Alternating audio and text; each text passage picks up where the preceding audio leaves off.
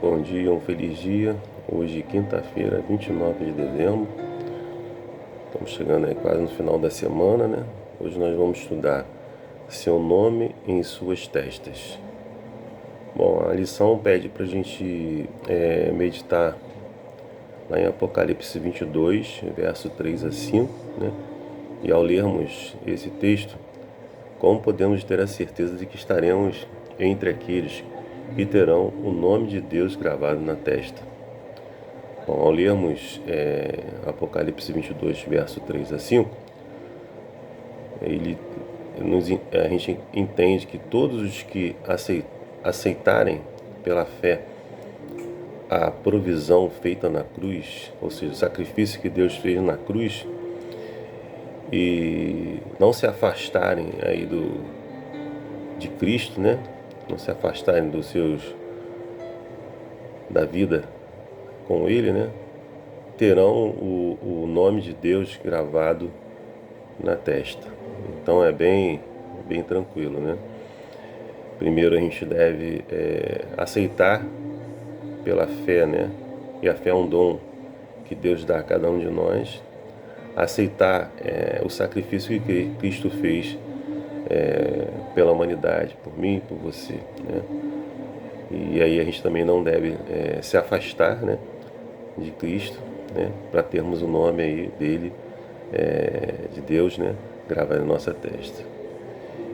Se você hoje está afastado dos caminhos do Senhor, ainda a porta da graça está aberta e ainda você pode voltar para os braços dele. Que você faça isso de imediato, não é isso?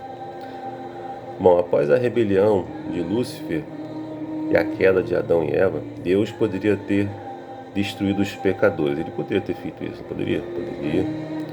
No entanto, o que ele fez? Com a expressão de amor incondicional por suas criaturas, pelos seres que ele criou, né? Deus estabeleceu aí um plano misericordioso, o plano da salvação, para salvar todos aqueles que aceitassem o que ele oferece, ou seja, ele ofereceu o seu próprio sacrifício, né? Isto é o que se conhece sobre o plano da salvação, não é isso? O qual, embora existindo, mesmo antes da criação, que vocês podem ver isso, que esse plano foi idealizado antes mesmo da criação, né, da terra.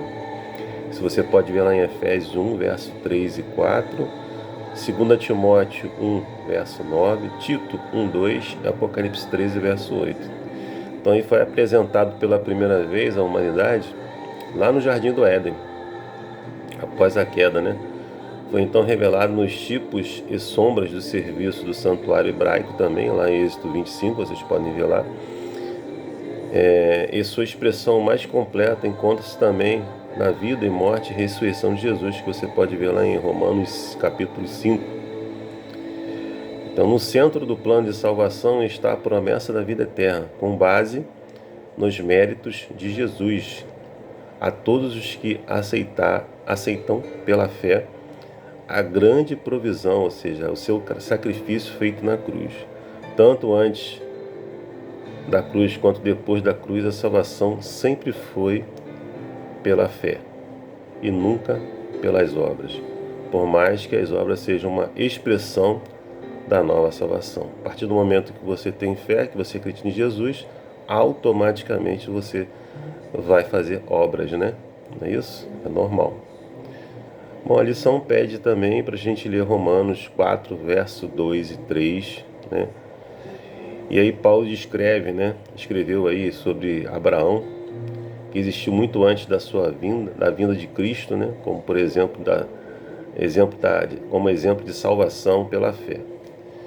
E lá em Romanos, né, 4, verso 2 e 3, porque se Abraão foi justificado por obras, tendo que se orgulhar, porém não diante de Deus, pois o que diz a Escritura, ela diz, Abraão creu em Deus, e isso lhe foi atribuído por justiça.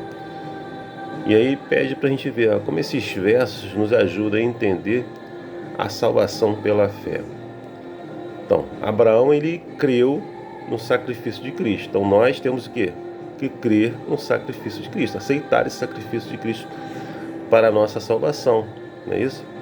para a remissão dos nossos pecados. O que Cristo fez na cruz foi para nos salvar, certo? Ele tomou o nosso lugar, né? Isso lhe foi o quê? Atribuído como justiça.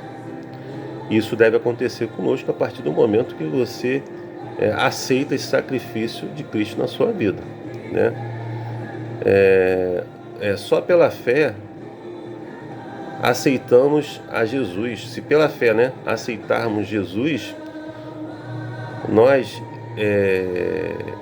seremos aqui redimidos a Ele e reivindicaremos as suas promessas, né? Seremos salvos por seus méritos, mediante a sua graça e a sua misericórdia por cada um de nós. Então, podemos ter então a certeza da salvação se aceitarmos quem? Jesus, o sacrifício que Ele fez por mim e por você na cruz. Se nós nos rendermos a Ele e reivindicarmos as suas promessas, incluindo as de uma nova vida, a partir do momento que você aceitou Jesus na sua vida, né? Agora nele, e se nos apoiarmos totalmente em seus méritos, né? E em nada mais, ou seja, devemos nos apoiar nos seus méritos. Nós não temos méritos nenhum, só Jesus, né?